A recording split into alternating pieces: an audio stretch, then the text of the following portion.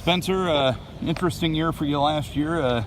Starts as the tight end, moved to the offensive line to start the first 6 games, and then the knee goes out on you. From a health perspective, how you doing on that end of things? Pretty well. Still got a little soreness in my knee and stuff like that, but it's just getting used to doing all this physical activity again. But other than that, I'm sitting pretty good. As for last season, making that transition from tight end to offensive line, it's not a huge transition like moving from one side of the ball to the other, but is there more to that transition than meets the eye? Yeah. Coming on here as tight end from high school, 8-man football, I mean, it's a little different atmosphere and players, so definitely got tougher and stronger and just mentally prepared for the game more than I ever was coming out of high school or even my freshman year. Just understood the game a lot more. Playing from week to week, so going from year to year, I have a lot of things to look forward to. I can read defenses a lot better now than I could ever do last season, so looking forward to this year for sure. Is that one of the biggest challenges moving from high school to college, just the mental aspect? Yeah, 8-man is a little more simple than 11-man football in college, but yeah. Reading defense is a big key for tackles. Technically we call them the lighthouses. So we're watching safeties rolling down, corners coming off the edge. So yeah, you definitely need to know a lot more in college and high school for sure. In those 6 games that you played last year, just getting out on the field and getting those reps, how much better did that make you?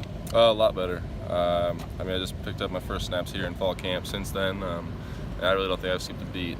Just watching film in the summer and getting back here with the guys and doing drills with them, I picked up just right where I left off last year.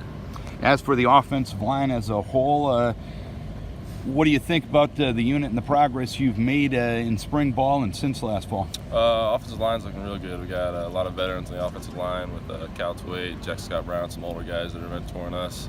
Might have some younger guys, Mason Deason's at center right now, and another kid in my class, Nick Ellis, is right guard. So we might have to be a little younger on the right side, but I had some experience last year, so I'm helping those guys out. And along with Jackson and Cal, they're helping out, and everybody's just trying to make each other better. And with the third-year starter at quarterback, does that help you guys a little bit more, get a little bit more of a comfort level? Yeah. Eli was his first year starting last year, so he was a little not as vocal as you think a quarterback would be, but he still came in and did his job and did very well at it. But this year, just after 4 days of practice, he's getting after people and making sure they're set, lined up right. So he's definitely taking charge, and everybody looks up to him and listens to him. So. And you got guys, you got nice depth at the tight end position. You got guys like Marcus Weimiller in the backfield. Having that talent and that experience, does that add to you guys' comfort level? Yeah. I know you probably don't know Marcus personally like the rest of us do, but he's definitely a guy that will get in your face and yell at you when you don't do stuff right. So some guys might like that, some guys might not, but I definitely like a guy that's going to get in my face and tell me what's going on and make me play that much harder for him. Same with Eli.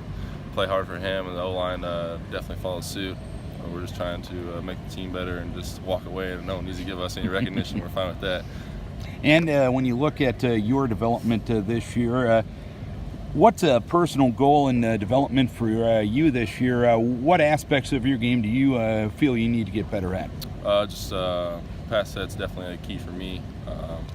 I'm not on the blind side or anything like that, but I definitely take pride in pass blocking.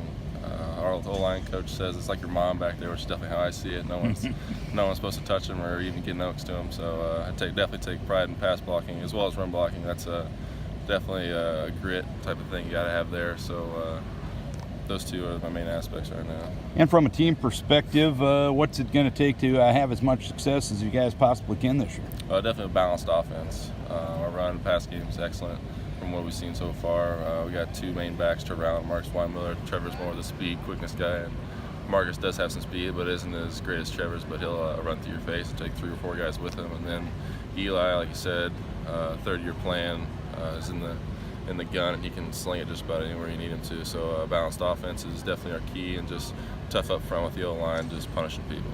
And as you look at your career to this point and looking into the future, do you feel you maybe a little bit carry the load for some 8-man football players out there? Because some people may look at 8-man in a different way than 11-man in high school. Do you feel a little bit of a role to say, hey, you know what, there's a heck of a lot of good 8-man players out there, and we can block and tackle just as good as anybody else? Yeah. like you guys know, I'm an 8-man player, and even our tight end, Elias Nissen, the senior, he played 8-man football out of Springville, I believe. Yep. We're two guys that can definitely prove that you don't need to come from some prestige Dowling Catholic or some big school from the South or anything like that. You can definitely come from a small 8-man school in Lenox, Iowa. So if kids don't think they're big enough or strong enough, anything like that, you can look at me. I was nowhere near strong enough to come play 11-man football. And then we got guys that are really short, like Marcus. He's 5'10", 5'9", and getting the job done. So he's got to take a lot of heart and effort and work to get it done. All right, best of luck to you this year. Thank you.